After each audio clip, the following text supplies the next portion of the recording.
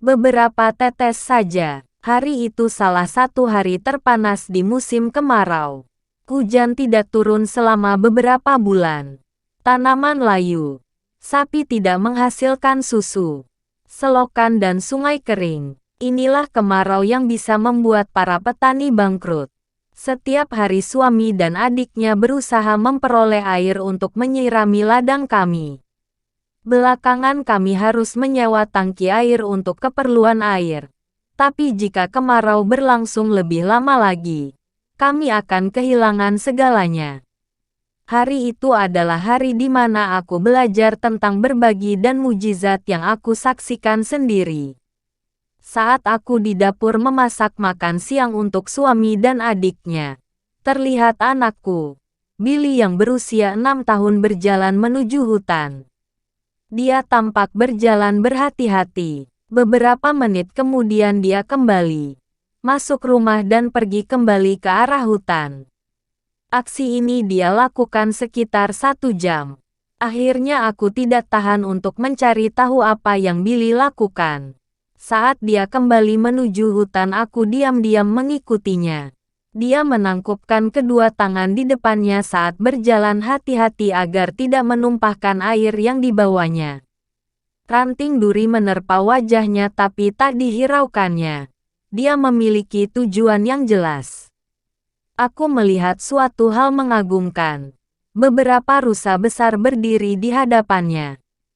Aku hampir berteriak agar dia menjauh karena tanduk rusa itu bisa membahayakannya.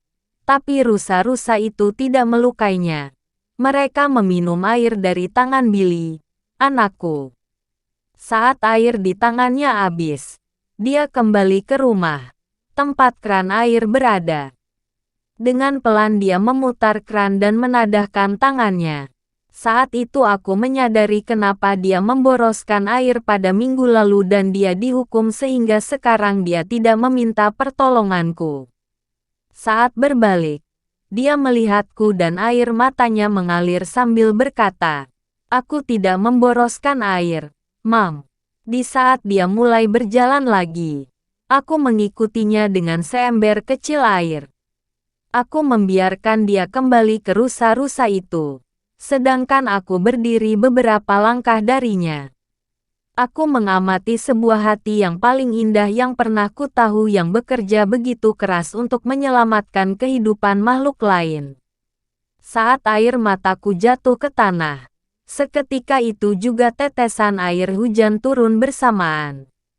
Aku melihat ke langit dan itulah tetesan dari Allah yang menangis dengan bangga. Hujan turun menyelamatkan tanah pertanian kami. Sama halnya dengan tindakan seorang anak kecil untuk menyelamatkan makhluk lain. Aku menuliskan kisah ini untuk mengenang Billy yang lucu yang telah pergi terlalu cepat. Tapi yang sebelumnya telah menunjukkan wajah sejati dari Allah melalui tubuhnya yang kecil. Seperti Bapa sayang kepada anak-anaknya, demikian Tuhan sayang kepada orang-orang yang takut akan Dia. Tuhan Yesus berkati.